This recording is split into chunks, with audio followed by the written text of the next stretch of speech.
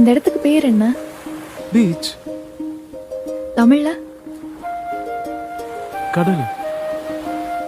கடற்கரை. கடல் இல்லாம கரையால் இருக்க முடியாது.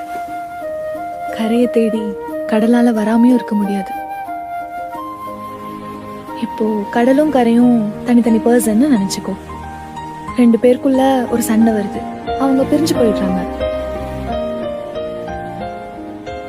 அப்போ கடல் கோச்சுக்கிட்டு உள்ள போயிருச்சு.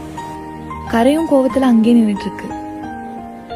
ஆனா கரைக்கு நல்லாவே தெரியும் கடல் கண்டிப்பா திரும்ப வரும்னு. கடலுக்கும் தெரியும் கரை நமக்காக அங்க காத்துக்கிட்டு இருக்குன்னு. அதே மாதிரிதான் எவ்வளோ சண்டை வந்தாலும் அவங்க நமக்காக காத்துட்டு இருக்காங்கன்னு, நம்மளை தேடி கண்டிப்பா வருவாங்கன்ற ஒரு புரிதல் இருந்தாலே போதும்.